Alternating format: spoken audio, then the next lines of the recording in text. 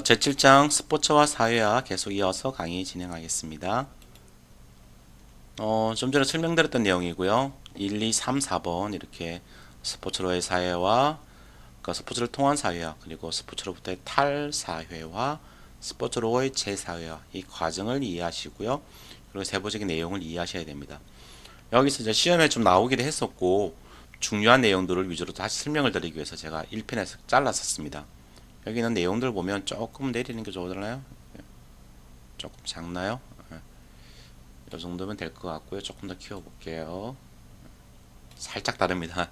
여기 보면 사회와 주관자 있죠. 가족, 동료, 학교, 지역사회, 대중매체 여기에 대한 설명들이 좀 필요하고요. 그 다음에 여기 보면 참가 형태 혹은 참가 유형이라 그러는데요. 여기서 행동적 참가가 뭔지, 인적 참가가 무엇인지, 정의적 참가가 무엇인지 보기를 통해서 이걸 선택하는 문제들이 나오거든요.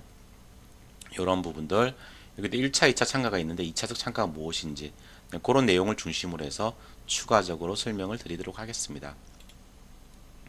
먼저 스포츠 참가 유형입니다. 먼저 행동적 참가가 있습니다. 말 그대로 이게 가랭자죠. 움직일 동자죠. 몸으로 직접 보여주는 건데요. 스포츠에 실질적으로 참가하는 형태라고 볼 수 있습니다. 여기에는 1차적 참가가 있고 2차적 참가가 있습니다.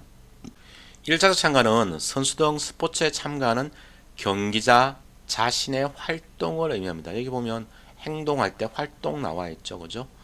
말 그대로 스포츠에 직접 참가하는 거 의미하고요. 2차적 참가라는 것은 선수로 뛰지는 않습니다. 그래서 선수 이외의 이렇게 나와 있습니다. 그래서 스포츠 생산자 혹은 스포츠 소비자로서의 스포츠 참가를 의미합니다. 즉 선수 이외에 스포츠 생산자는 직접 이런 것들을 생산하는 사람들이 있고요. 그리고 간접 생산자가 있는데요. 그 개념보다는 이런 것들 스포츠 생산자가 있다. 2차적 참가에 이런 것들 아시면 좋을 것 같고요. 다음 스포츠 소비자 직접 소비자가 있고 간접 소비자가 있는데 이것도요. 이런 것들이 있다 정도 아시면 될 것 같습니다. 구체적인 내용들은 교재를 좀 참고하시고요. 다음은 인지적 참가가 있습니다. 이 지자가 들어가 있죠. 알지자죠. 말 그대로 보통 제가 지자가 들어가면 뭐 정보 같은 걸 의미한다고 설명을 드렸었습니다.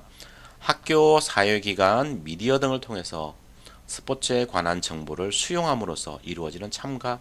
여기도 정보가 나와 있죠.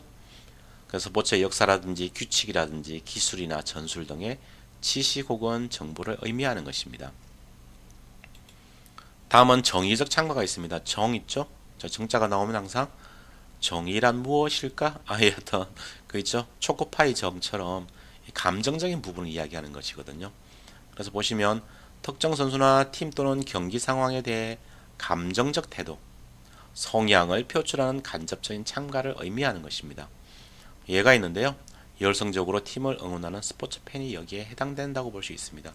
이런 예를 제시해 놓고 다음 중 스포츠 참가 유형 중 어디에 포함되는가 하는 게 나오거든요. 그러면 행동적, 인지적, 정의적 중에 뭐 감정에 관련된 것, 뭐 열성적 이런 거 나오면 정의적이라고 체크를 하시면 되는 겁니다.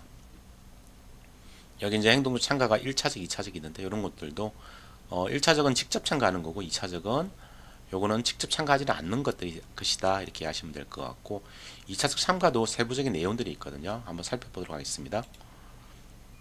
행동적 참가 중 2차적 스포츠 참가죠. 여기 보면 스포츠 생산자가 있습니다. 여기는 직접 생산자가 있고요. 간접 생산자가 있습니다. 직접 생산자는 경기에서 선수로 참가하지는 않지만 여전히 이제 2차적 스포츠 참가다 보니까 선수로 참가하지는 않죠. 근데 경기의 결과에 직접적으로 영향을 미치는 사람들 있죠. 여기는 지도자들, 특히 뭐 감독, 코치나 혹은 조종자라고 이야기하는데요. 심판이나 판정단, 혹은 뭐 건강관리원이라고 그러는데 의사, 트레이너, 뭐 응급처치사 이런 사람들이 바로 여기에 포함된다고 볼 수 있고요. 다음으로는 간접 생산자가 있습니다. 실제로 스포츠 상황 자체는 관여하지 않죠. 물론 경기에도 선수로 참가하지 않죠. 하지만 직접적으로 경기 결과에 영향을 미치지 않는 그러한 기업가들이 있고요. 여기는 뭐 구단주, 스폰서, 스포츠 용품 생산자 이런 사람들이 있고요. 다음 기술 요원들이 있습니다. 뭐 기자, 아나운서, 기록관리사 이런 사람들이 포함되고요. 다음 서비스 요원들이 있습니다. 미화원이나 경비원 같은 것도 여기 포함된다고 할 수 있죠. 이런 역할을 담당하는 사람들을 우리는 간접 생산자라고 이야기합니다. 다음은 스포츠 소비자가 있습니다. 이는 말 그대로 위에 있는 스포츠 생산자는 경기에는 관여하지 않지만 스포츠 경기를 만들어내는 사람들이죠. 그게 다 포함되는 사람들이 여기 있고요. 스포츠 소비자가 있는데 여기는 직접 소비자가 있고 간접 소비자가 있습니다. 직접 소비자는 경기장에서 직접 관람하는 팬을 이야기한다고 할 수 있고요.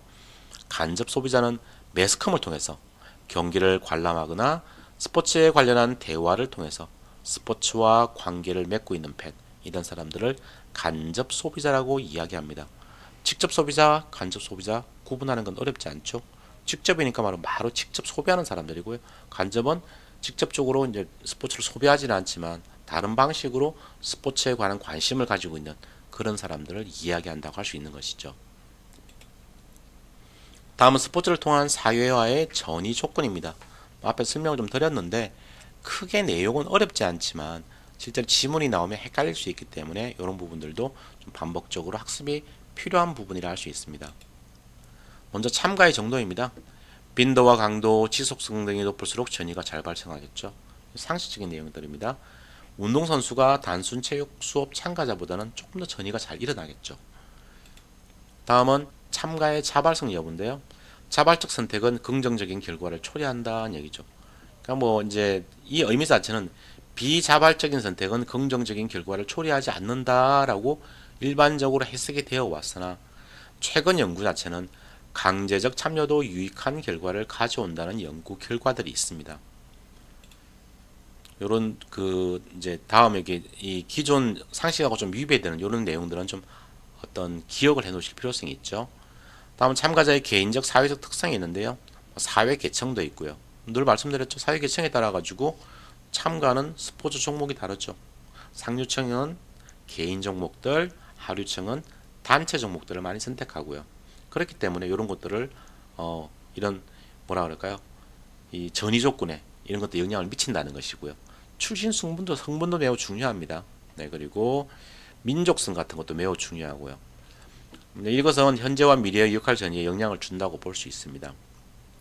다음은 유사한 개인적 사회적 특성을 지닌 집단에서 역할 전이가 쉽다고 할 수 있죠.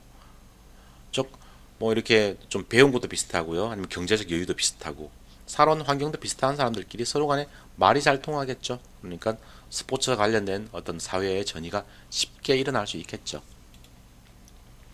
다음은 사회와 주관자의 위신 및 위력인데요. 주관자의 사회적 위신 및 위력이 클수록 큰 영향을 미친다. 밑에 예가 나와 있는데요. 같은 학급의 동료 학생보다는 코치나 지도자의 관심이 더 중요하겠죠. 아까 배구 예를 들었지만 축구도 마찬가지겠죠. 그냥 축구에 관심이 있는 것보다는 그 친구가 권하는 것보다는 손흥민이 와서 너 축구 실력이 참 좋다. 그리고 발전 가능성이 있으니까 해볼 의사가 없니 하는 것들이 훨씬 더 큰 영향을 미치겠죠. 다음은 사회와 관계의 본질성입니다. 상호작용에서 인간적 유대와 감정적 연대가 전이에 긍정적 영향을 미치겠죠. 당연하죠. 인간적이고 감정적인 그런 부분들이 서로 잘 소통하게 되면 당연히 전이에 좋은 방향으로 영향을 미치게 되는 것이고요. 다음은 스포츠 자체가 목적인 경우도 있습니다. 뭐 인간관계 형성인데요. 스포츠 자체가 수단인 경우보다는 어떤 사회의 전이가 더 잘 일어난다고 합니다. 다음은 스포츠 사회의 주관자입니다. 이런 부분도 부분 뜯어서 시험에 나온 적이 있습니다. 여기 보면 가정, 가족이 나와 있죠. 가정은 사회화의 가장 중요한 역할을 담당하는 곳입니다. 5가지가 있다고 말씀드렸죠. 암기를 해 놓으셔야 된다고 말씀드렸습니다. 그 중에서 가정이 가장 중요합니다. 가족이 가장 중요하죠. 가정의 경제적 위치, 가족 구성원 간의 인간관계, 가족 구성 등 이런 것들에 따라서 조금 달라지긴 하겠죠.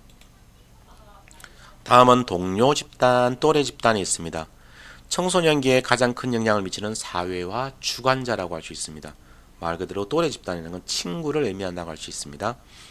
대등한 관계에서 무의식적으로 경쟁을 학습함으로써 성취 동기나 욕구, 우월감, 열등감 등 다양한 정서적 경험을 하게 하는 그런 계층이라고 볼 수 있습니다. 얼자는 빼도 될 것 같네요. 그리고 학교가 있습니다. 아동들이 처음으로 접하는 공식적인 체육활동 장소라고 볼 수 있죠. 그래서 스포츠 참여를 통해서 죄송합니다. 사회가 요구하는 가치관을 배우고 인격을 형성하는 곳이라고 할 수 있어요. 할 수 있습니다. 제가 지금 목이 좀 많이 칼칼해서 자꾸 말이 좀 잘 안 나오는 경우가 있는데 여러분들 좀 잘 들으셨으면 좋겠습니다. 다음 직장 및 지역사회가 있습니다.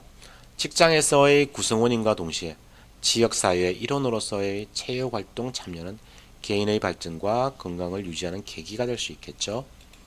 마지막으로 매스컴이 있습니다. 대중매체라고 얘기하죠. 요게 여기에 포함된다는 것 정도는 기억을 해 놓으시는 게 필요합니다.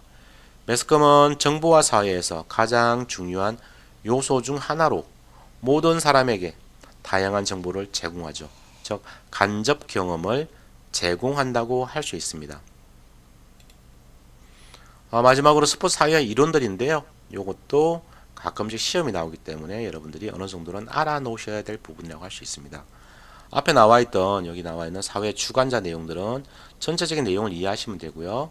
그리고 스포츠를 통한 사회의 전위 조건은 상식선에서 알 수 있는 부분들이 많이 있죠. 그래서 몇 번 읽어보시면 될 부분이고요. 그리고 행동적 참가 중 2차적 스포츠 참가 있죠. 이 개념들은 어느 정도는 구분해서 이해를 해 놓으셔야 됩니다. 그동안의 시험 문제들이 다른 방식으로 나왔는데 조금 어렵게 나오면 이런 내용들, 구체적인 내용이 나올 수 있기 때문에 그렇습니다. 그리고 스포츠 참가 유형 있죠. 이거는 키워드 중심으로 외워놓으시면 될 것 같습니다. 넘어가서요. 자, 스포츠 사회의 이론들인데요. 크게 세 꼭지 정도가 있을 것인데 이런 부분들을 구분해서 이해하고 암기를 하실 필요성이 있습니다. 먼저 사회 학습 이론이 있습니다. 요게 답으로 나온 경우들이 많이 있습니다. 여기 보면 뭐 강화니 코칭이니 이런 용어들이 등장하거든요. 그러다 보니까 조금 학습하고는 거리가 멀어 보이죠. 느낌 자체가. 그래서 좀 헷갈릴 수 있기 때문에 사회 학습의 방점을 찍으시고요. 이런 것들이 등장하면 뭐 혹은 관찰 학습, 물론 이런 건 학습 용어를 빼고 나올 가능성이 높은데요. 나오면 이것은 사회 학습 이론이다 이렇게 하시면 될 것 같습니다. 어떻게 사회적 행동을 습득하고 수행하는지를 밝히려는 이론이 바로 사회학습 이론입니다. 여기는 강화가 있습니다. 강화와 처벌을 통해서 사회적 역할을 습득 수행하는 방식이고요. 다음 코칭이 있습니다. 사회와의 주관자를 통해서 가르침을 받게 되죠. 뭐 지도자도 포함될 것이고요. 그리고 다음은 관찰학습 이론이 있는데요. 다른 사람의 행동을 관찰하여 유사하게 행동하는 것, 이것을 우리는 관찰학습이라고 합니다. 그러니까 이게 그동안에 이제 기출 문제들 보면 요런 걸 적어 놓고 이것이 설명하는 스포츠 사회의 이론은 하는 부분이 있고요. 그 다음에 이 관찰학, 사회학습 이론 중에서 다음 중 무엇을 설명하는 것인가 해서 답이 이 관찰학습인 경우도 있고 그런 식으로 조금씩 변형해서 문제가 나왔었습니다. 다음 역할 이론이 있습니다.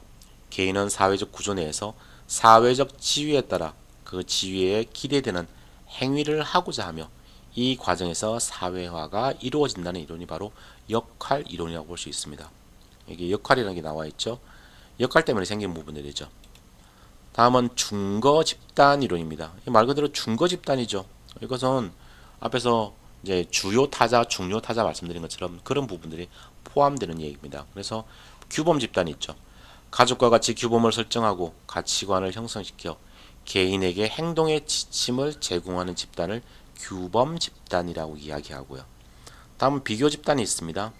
특정 역할 수행의 기능적인 의미를 제시해주는 역할 모형을 우리는 비교 집단이라고 이야기합니다. 여기 이제 비교 집단의 키워드는 역할 모형 정도가 될 것이고요.